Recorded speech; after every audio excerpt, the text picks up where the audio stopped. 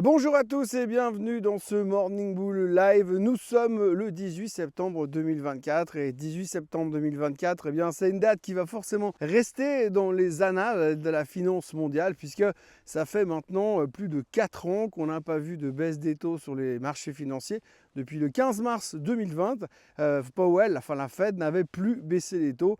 Et donc aujourd'hui, on peut dire clairement, ceci est une révolution puisque ce soir, la Fed va baisser les taux d'intérêt. Alors évidemment, vous l'avez tous vu depuis lundi matin, on ne sait plus si ce sera 25 basis points ou 50 basis points. Mais une chose est sûre, c'est que la Fed va baisser les taux et à partir de là, on y verra plus clair. Enfin, on y verra plus clair, c'est pas évident. On va juste décortiquer rapidement ce qu'il faut attendre de cette journée. Mais je vais tout de suite, pas grand-chose.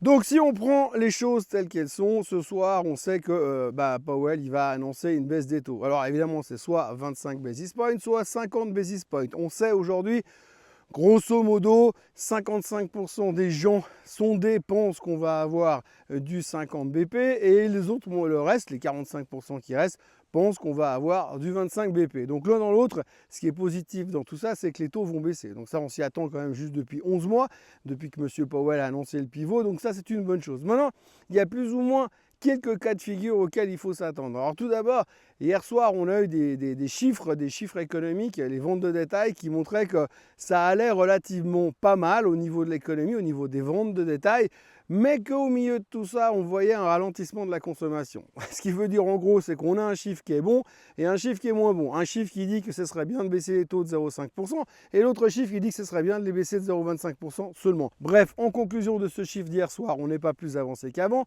ce qui nous laisse donc maintenant avec quelques cas de figure possibles et imaginables pour ce soir. Le premier cas de figure, la Fed baisse les taux de 0,25%. Et on va dire, bon, c'était attendu, c'est une bonne nouvelle, ça veut dire que Powell n'est pas stressé par l'économie et il va se dire qu'il a le temps de baisser gentiment les taux tout en manageant quand même l'inflation. Donc, ce sera considéré comme positif et le marché pourrait monter. Alors, je vous préviens, tout ce que je vais dire dans cette vidéo, c'est que du conditionnel et c'est que de la théorie à deux balles, mais on essaye quand même de raconter une histoire qui tient la route. Le deuxième cas de figure, la Fed baisse toujours les taux de 0,25%. Et sauf que cette fois, l'interprétation est différente. Oui, parce que vous savez, dans les marchés financiers, on interprète beaucoup. On a besoin de se faire des scénarios et de se dire « oui, mais si, mais ça, et à cause de ça, et puis puisqu'il a dit ça, eh bien ça fait ça. » Ben là, en l'occurrence, ce sera une autre forme d'interprétation. On baisse de 0,25%, donc le même cas qu'avant. Sauf qu'au milieu de ces 0,25% de baisse, on va se dire « ah !» Mais tu as vu l'économie en train de ralentir, l'emploi était dégueulasse il y a 3 semaines, et puis l'autre il se préoccupe plus de vouloir maintenir l'inflation à un bas niveau, alors il n'a pas compris qu'on a réellement besoin d'avoir une baisse de taux de 0,5% pour dynamiser l'économie. Donc c'est une déception. Et si c'est une déception, eh bien forcément, eh bien on vend le marché. Alors ça tombe bien parce que si vous regardez le graphique aujourd'hui du S&P 500, vous avez vu qu'hier soir on a monté, cassé les plus hauts historiques, été chercher les plus hauts historiques sur le S&P 500 et reclôturé en dessous de cette ligne de résistance. On parlait de double top avant et si ça ne plaît pas ce soir, on va avoir un triple top. Non, un triple top c'est encore mieux qu'un double top, enfin plus fort, enfin s'il fonctionne. Donc à ce moment-là, on pourrait avoir une séance de baisse parce que finalement les 0,25%, eh ben c'est pas assez pour dynamiser l'économie. Troisième cas de figure, la Fed baisse les taux de 0,5%. Alors on va se dire, ah c'est génial, Powell il a compris, il sait que l'inflation elle est sous contrôle, qu'il n'y a plus de soucis du côté de l'inflation et que maintenant il peut se concentrer à fond sur le fait de faire rebondir l'économie, de la booster et puis avec cette baisse des taux de 0,5% qui sera suivie par plusieurs autres bien sûr derrière, eh bien on peut se dire que la Fed nous rassure et nous dit qu'elle sera là pour nous aider, qu'elle est toujours notre amie et qu'elle ne laissera pas baisser les marchés. Donc on va être super content. Dans 2 mois, ils auront engagé le million de personnes qu'ils ont foutu dehors depuis 12 mois. Et puis après, si tout va bien, eh ben, je sais pas, ils vont racheter la Chine ou racheter Apple, on ne sait pas. Mais en tous les cas, eh bien, on sera content. Le marché va monter, va casser ses résistances sur le S&P 500 et va aller s'établir à un plus haut historique. Et ce sera vraiment génial. Quatrième cas de figure, eh bien, la Fed baisse les taux et là on se dit oh mon Dieu, Powell baisse les taux, c'est qu'il est très inquiet et c'est qu'il n'ose pas nous le dire, mais qu'il pense au fond de lui-même que la récession arrive. Et ça, le mot qu'on n'a pas le droit de prononcer, comme dans Harry Potter, le mot Voldemort, eh ben là on n'a pas le droit de prononcer le mot récession parce que plus on le prononce, plus il y a des chances que la récession elle arrive. Récession. Bref, du coup, la baisse des taux de 0,5% pourrait être mal interprétée, vous voyez, conditionnel encore une fois, qui nous laisse supposer que les marchés vont décaler et que le triple top sera donc confirmé. Donc comme vous le voyez, eh bien aujourd'hui on est plein d'interprétations et plein de solutions. On a 4 solutions de sortie. Si vous regardez un petit peu les statistiques qui ont été calculées ces dernières heures, ces derniers jours, eh bien on sait que ce soir, eh bien ça fait 15 ans qu'on n'a jamais eu autant d'incertitudes sur une décision de la Fed. Ouais, d'habitude, on a toujours un petit peu une idée. On se dit, ouais, a priori, c'est ça. Puis, c'est pas 50-50, c'est plutôt 80-20. Mais là, c'est 50-50, plus ou moins. Ça fait 15 ans qu'on n'a pas eu autant de stress par rapport à ça. Ce qui laisse supposer qu'en théorie, de nouveau, conditionnel, si ça se passe comme ça, il pourrait y avoir de la volatilité. D'ailleurs, on parle d'un mouvement de 90 à 100 points sur le S&P 500 lors de l'annonce, à la hausse comme à la baisse. Ça dépendra comment on va l'interpréter derrière.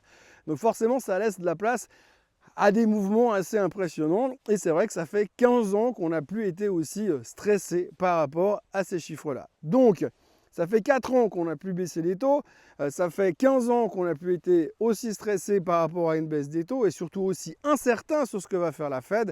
Donc autant vous dire que ce soir, ça va être une soirée plutôt, où il y aura de quoi se triturer les méninges. C'est d'ailleurs ce que je vais faire, puisque après l'annonce de la Fed, je vais préparer ma vidéo de demain matin et je vous la publierai autour de minuit en fonction de ma rapidité à tourner et à monter cette vidéo. Comme ça, demain matin, quand vous ouvrirez votre PC ou à minuit, quand vous verrez cette vidéo, tout de suite, vous saurez comment on a interprété les choses et comment on peut envisager la suite des événements. Même si a priori, il y a aussi un 5e cas de figure qui pourrait se présenter où finalement, il ne va rien se passer. Puis on va dire, on va attendre le prochain meeting de la Fed.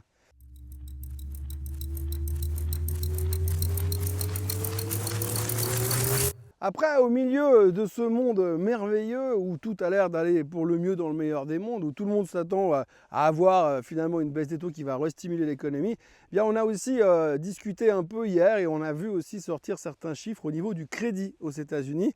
Et on se rend compte que finalement, le crédit, ça pourrait devenir quand même un tout petit problème. Alors ça fait un moment que je parle des problèmes du crédit dans ces vidéos, dans ces Swiss Bliss, dans ces Morning Bull, mais là on arrive aussi à des chiffres qui continuent de monter. Alors une chose est sûre, c'est que ces chiffres qui vont pas bien vont pousser la Fed de toute façon à un moment donné à devoir réagir. Mais encore une fois, comme je vous l'ai déjà dit, quand vous avez 23% de taux d'intérêt sur votre carte de crédit, ce n'est pas parce qu'on baisse les taux de 0,5% que ça va aider les choses. D'ailleurs, si l'on en croit les derniers chiffres qui ont été publiés, le total des crédits à la consommation a plus ou moins augmenté de 25,5 milliards en juillet et a donc atteint un nouveau record historique à 5 100 milliards de dollars. Bon, en gros, c'est juste la plus forte hausse depuis près de 2 ans. Et maintenant, ça fait 11 mois de suite que ce chiffre augmente régulièrement sans s'arrêter. La dette cumulée de l'ensemble des consommateurs aux États-Unis, elle a tout simplement doublé en l'espace de 14 ans. Et puis, si l'on plonge dans le détail de ce montant qu'on peut considérer largement comme astronomique, eh bien, on notera qu'il est composé de 2 sections bien distinctes. La première section, c'est la partie de ce qu'on appelle la revolving debt. La revolving debt, en anglais, eh bien, c'est l'endettement qu'on peut renouveler ou qu'on peut simplement conserver en se contentant de payer les intérêts de la dette sur base régulière. Donc bien évidemment, ça veut dire les cartes de crédit. Et dans cette partie-là, eh ben, on a fait un bond de 10,6 milliards de dollars cet été. Et le total maintenant est désormais de 1400 milliards de dettes sur les cartes, sur ce qu'on appelle le revolving debt. Et puis, il y a le crédit non renouvelable, celui qu'on doit rembourser d'une manière ou d'une autre. Ben, celui-là, il est en augmentation de 14,8 milliards. Puis il n'est plus qu'à 2 milliards du record historique de janvier 2024, qui lui était de 3730 milliards. Et puis alors, pour couronner le tout, la partie des impayés des cartes de crédit, elle a grimpé de 9,1% ces derniers mois, puis on est au plus haut depuis 12 ans. En conclusion, quand on voit ce qu'on voit, qu'on entend ce qu'on entend, on a bien raison de se dire que ce soir, Powell, il va baisser les taux de 50 BP. Et encore, c'est pas sûr que ça suffise à sauver la montagne des dettes qui menacent de s'effondrer actuellement.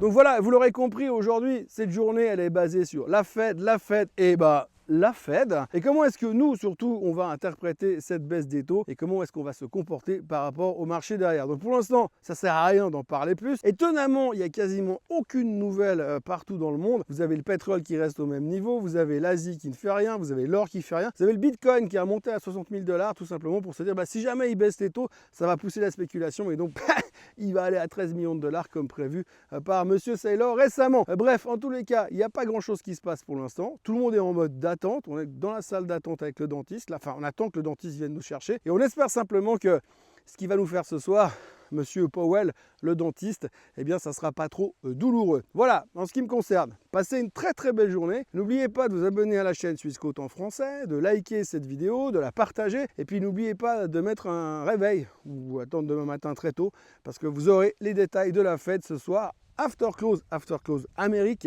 le temps que je monte la vidéo, bien sûr. Merci d'être là tous les jours, merci de me suivre régulièrement sur les réseaux, merci d'être autant de followers sur la chaîne Swissquote en français.